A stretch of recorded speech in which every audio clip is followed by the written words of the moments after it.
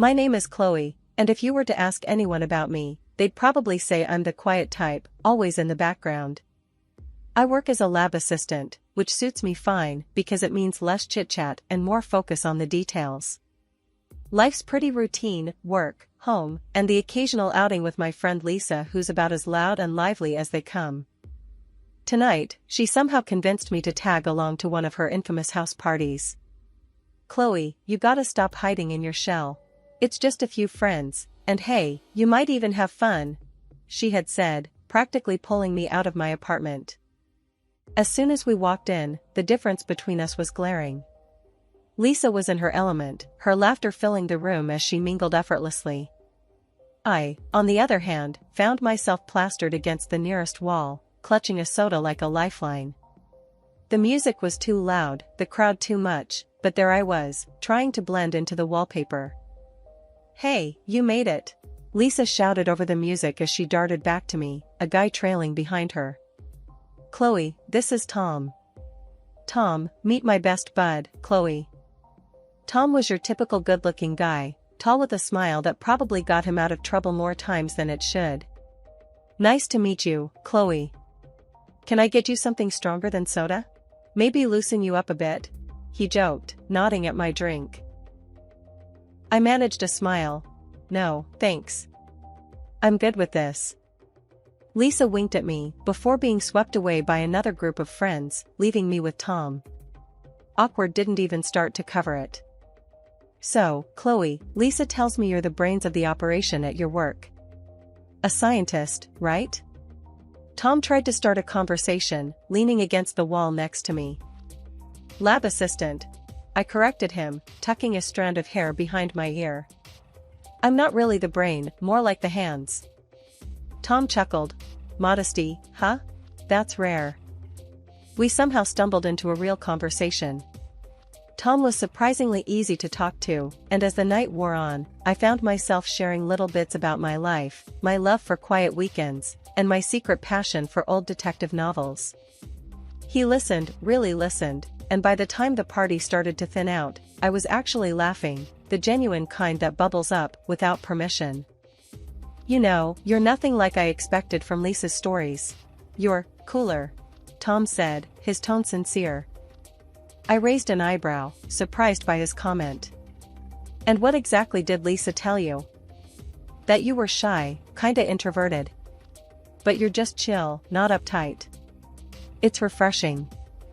His words, oddly enough, didn't feel patronizing.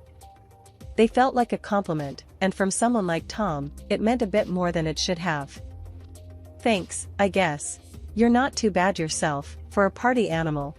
I teased back, realizing that I didn't want the night to end just yet. Party animal, huh? I might quote you on that. He laughed, pulling out his phone.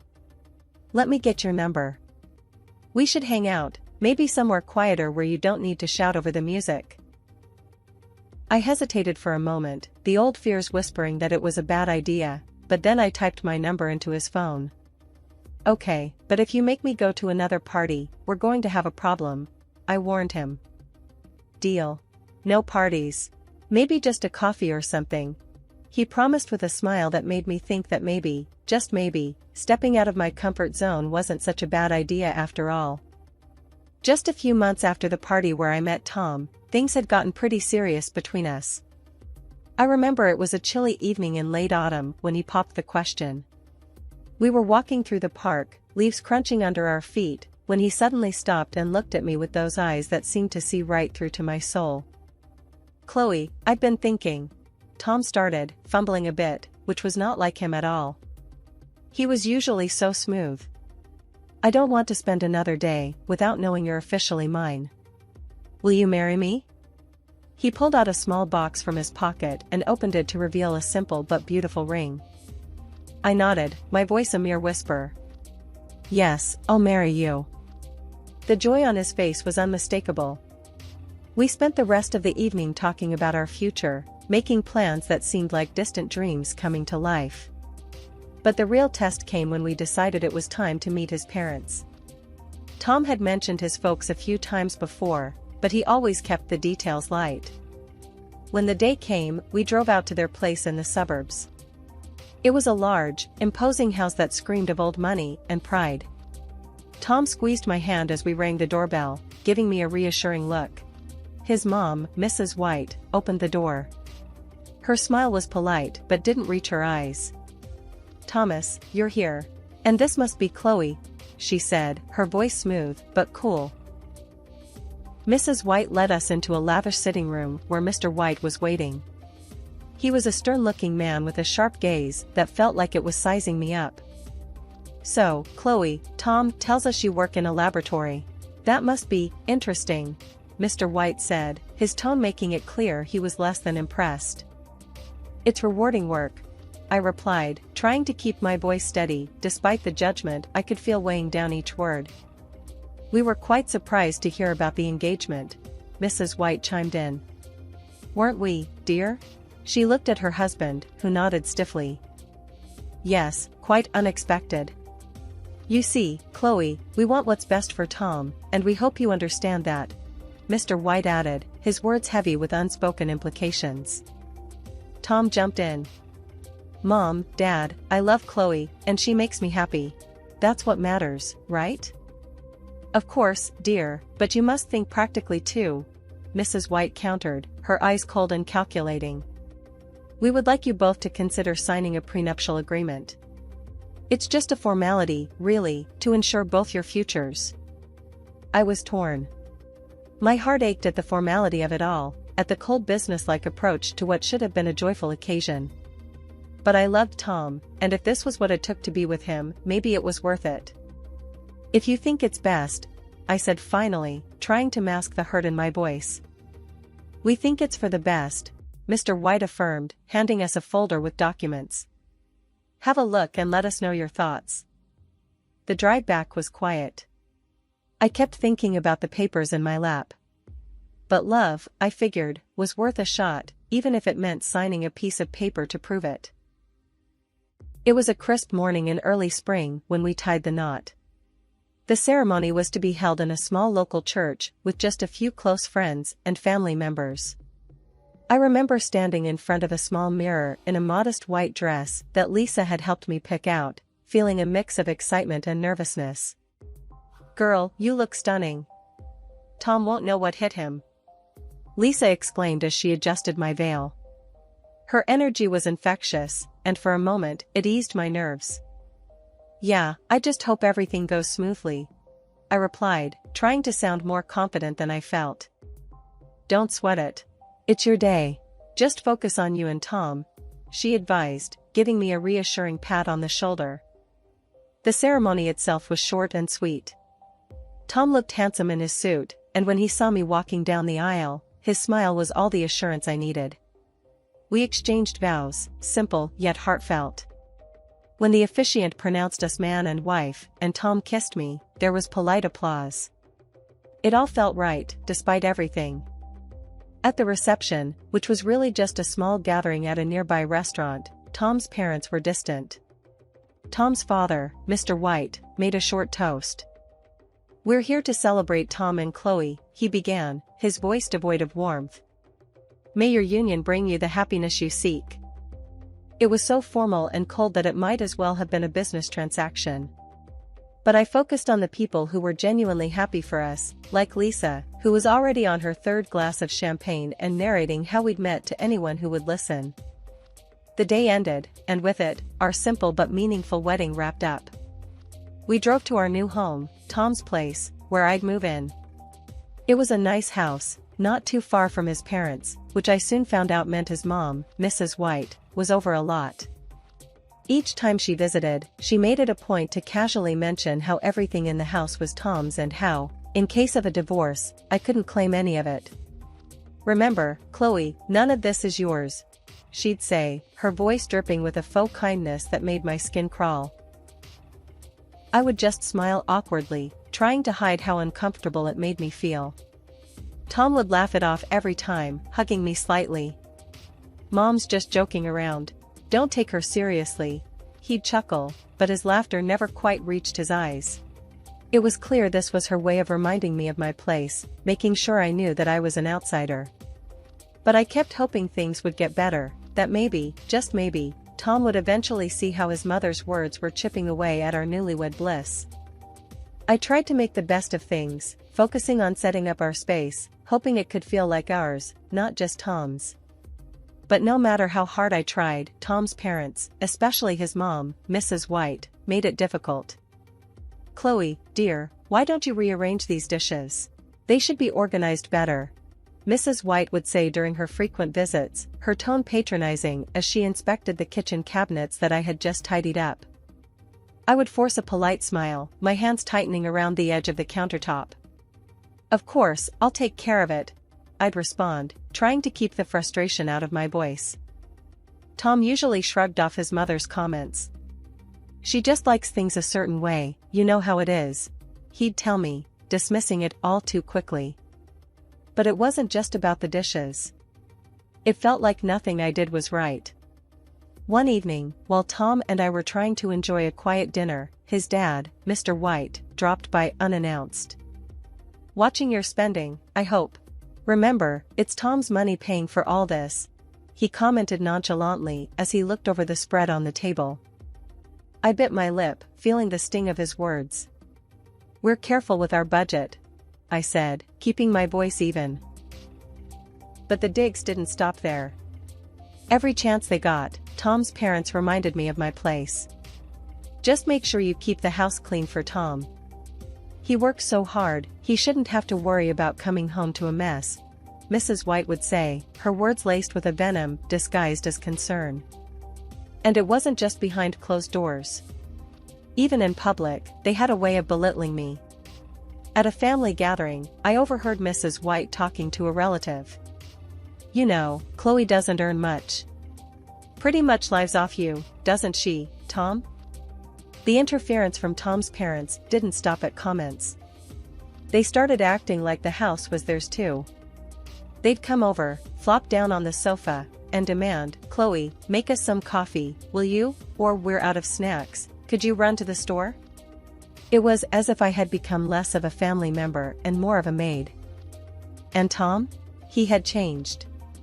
He used to be caring and attentive, but now he joined in their laughter. One day, while folding laundry, he said, "You do fold these all wrong, Chloe. Just how my mom showed you, remember?" His tone was light, but the criticism stung sharply. His parents laughed along with him, and Mr. White added, "She's got to learn somehow. You can't baby her forever, Tom." The worst part was how Tom criticized everything about me, from the way I managed the house to my choice of clothes. "You're going out in that?" he'd ask, his look one of disapproval as he eyed my casual jeans and t-shirt. I felt like I was losing not just the battle to win over his parents, but also the man I thought I had married. The man who had once looked at me with love now scrutinized me with the same critical eyes as his parents. Each day grew harder, the atmosphere at home more suffocating. I started to dread waking up in the morning, knowing I'd face another day of veiled insults and open disdain. The stress of living under constant scrutiny and disdain had taken its toll on me. I began losing weight, my nights were restless, and my days were long battles with anxiety. It all came to a head one morning at work when I collapsed right there among the test tubes and beakers in my lab.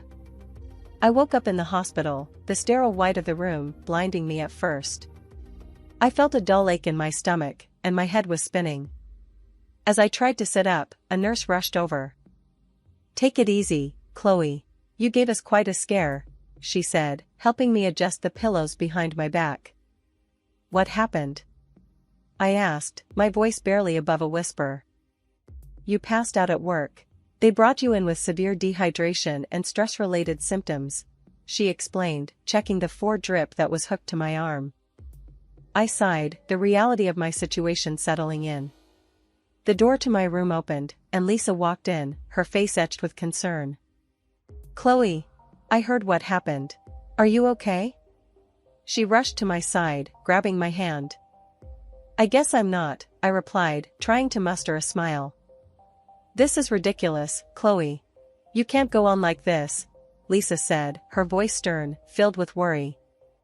I knew she was right, but the thought of going back to that house, to face Tom and his parents again, filled me with dread. I just nodded, not trusting my voice. The next day, as I lay there flipping through a magazine, a man in a suit appeared at my doorway. "Chloe Roberts?" he asked, stepping into the room. "Yes, that's me. Can I help you?" I was puzzled. I didn't recognize him. "I'm Mr. Harris, a notary. I have some unexpected news for you. You've been named as the sole heiress to your great-uncle's estate. He passed away last month, and it seems you are to inherit $20 million, he announced, holding out a stack of documents. I blinked, sure that I had misheard him. "I'm sorry, come again? Did you say $20 million? "Yes, Miss Roberts. It's all here in the documents. Your great-uncle left everything to you," Mr. Harris confirmed, handing me the papers. I was in shock. But I barely knew him. Nevertheless, he remembered you. "If you have any questions or need assistance with the inheritance process, I'm here to help," he offered. The news was overwhelming. As Mr. Harris left, my mind raced with the implications. My phone beeped with a text from Tom, the first since I'd been hospitalized. "Hey, heard about your uncle. Sorry for your loss. How are you feeling?" The message read. I stared at the screen, my emotions a tangled mess. Here I was, suddenly wealthy, and yet, I felt more alone than ever. "Getting better," I texted back, not quite ready to share the news of the inheritance. Later that evening, as I lay in the hospital bed, the weight of the day's revelations pressing down on me, I made a decision. I couldn't go back to my old life, not now. With this inheritance, I had the means to change everything. The thought was both terrifying and exhilarating. I was still processing the shock when Tom and his parents came to visit. They hadn't been by since I was admitted, which spoke volumes. But today, they were all smiles and concern. Tom walked in first, his parents trailing behind him. "Hey, Chloe, how are you feeling today?" he asked, his voice a tad too sweet. I adjusted myself up in bed. "Better, thanks," I replied, watching them carefully. Mrs. White came over to my side, her voice dripping with a concern that didn't reach her eyes. "Oh, Chloe, we've been so worried about you," she said, her hand brushing mine. "That's kind of you," I said, pulling my hand back subtly. Mr. White stood at the foot of my bed, his arms crossed. "Yes, well, we're family. We take care of our own," he added, though it felt like a rehearsed line. Tom sat down next to me, taking my hand again. "We just want to make sure you're taken care of, that's all," he said, squeezing my hand. I nodded, feeling the weight of their stares. They seemed unusually attentive. I appreciate that.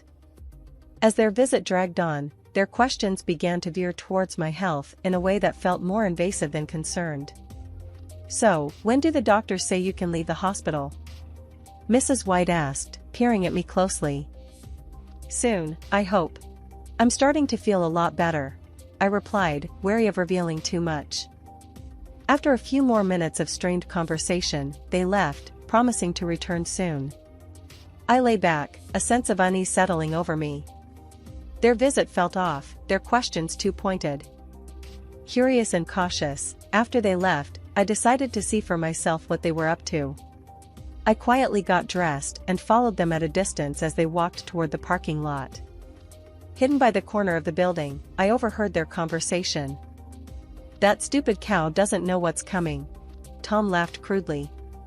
"She thinks we care about her? This is all just until we get that money. And make sure she gets pregnant soon, Tom. If she has a kid, she won't leave. Then we're really in control," Mrs. White added viciously. Hearing them speak so callously, plotting to trap me further, was the final straw. My heart pounded with a mix of anger and resolve. I had seen their true colors, and it was uglier than I could have imagined. I slipped back to my ward unnoticed, my mind racing. Their treachery was clear, and my path forward was too. For perhaps the first time in my life, I knew I had to stand up for myself. I wasn't going to be their victim any longer. When I was discharged from the hospital, the idea of going back home filled me with a mix of dread and determination. As I walked through the door, I saw Tom and his parents sitting in the living room, their faces lit up with forced smiles. Mrs. White even went as far as to cook my favorite dish, spaghetti carbonara, which sat steaming on the dining table. The sight was almost comical, her trying so hard to play the doting mother-in-law. It felt like a scene from a bad play. Tom rushed up to me, his smile a little too eager. "Chloe, you're back. We missed you so much," he said, pulling me into a hug that I didn't return. "Thanks, Tom," I said, pulling away gently. I glanced around at the staged setting, my resolve hardening. As we sat down to eat, the tension was palpable. They were trying too hard to act normal, but I could see the impatience flickering in Tom's eyes. It didn't take long before he dove straight to the point. "So, Chloe, when do you think you'll get the inheritance? There's so much we can do with it," he asked, trying to sound casual, but failing miserably. I put down my fork, looking him straight in the eye. "Tom, it doesn't concern you." "Because I'm filing for divorce," I stated calmly, sliding the divorce papers across the table towards him. The room went dead silent for a moment before a terrible scream erupted from Mrs. White. "Chloe, have you lost your mind? Think about what you're doing." Tom's face turned from shock to desperation. "Chloe, please, I love you. We can fix this. Don't throw away our marriage over a misunderstanding," he pleaded, his voice cracking. But I was done listening to lies. "A misunderstanding?" I echoed sharply. "Calling me a stupid cow behind my back is not a misunderstanding." "I heard everything, Tom. Everything." Mrs. White's face turned red, her anger barely contained. "You ungrateful girl. We'll sue you for half of that inheritance. You'll see." I reached into my bag and pulled out a copy of the prenuptial agreement. "Actually, you won't," I said, tossing it on the table. "This says otherwise. You can't touch my inheritance." Tom and his parents stared at the document, the color draining from their faces. I stood up, my chair scraping loudly against the floor. I found a small apartment in a quiet part of town where the mornings were filled with the sounds of birds, not bickering. It wasn't just a new place, it was a fresh start. I spent the first week just settling in, buying a few pieces of furniture, some plants, making it mine. The silence was a stark contrast to the constant tension I had lived with, and I loved it. It was during these days of newfound solitude that I truly began to appreciate the peace I had been missing. One Saturday morning, I was out on my balcony, enjoying a cup of coffee when Lisa came by. She burst through the door with her usual flair, holding a box of pastries. "Chloe, this place is fantastic," she exclaimed, setting the box on my new kitchen counter and hugging me tightly. "How are you holding up?" "Better than I have in years, honestly," I replied, pouring her a cup of coffee. "It's like I can finally think straight without all the noise." Lisa chuckled as she sipped her coffee. "I told you, you just needed to get out of that madhouse." "So, what's next for our free woman?" she asked, her eyes twinkling with curiosity. "I've been thinking about that a lot," I said, leaning against the counter. "Right now, I'm just enjoying the quiet, planning my next steps. In the future, I will buy myself a big house and do charity work." As the weeks passed, I reveled in my independence, meeting with a notary for registration of inheritance. But, as expected, the peace didn't last forever. One evening, my phone rang, pulling me away from a book I was reading. It was Tom. "Chloe, please, can we talk? I'd been thinking, Anne." "Tom, there's nothing left to say," I interrupted, my voice firm yet weary. "Just hear me out. I miss you, and I was wrong," he pleaded, his voice cracking with emotion. "I'm sorry for everything. Can we try again?" "Tom, it's over. We can't undo what's been done. You need to accept that," I replied, ending the call. Not long after, his mother started calling. Each message left on my voicemail was more desperate and angry than the last. "You ungrateful girl. After everything we've done for you, she shouted in one of the messages. I erased them without a second thought. It wasn't long before Tom told me that he and his parents were arguing a lot. He blamed them for insisting on the prenuptial agreement, which now protected me from their greed. Each call, each desperate plea, only affirmed my decision to leave. I was moving forward, not backward. The quarrels and chaos of that family were no longer my circus, not my monkeys.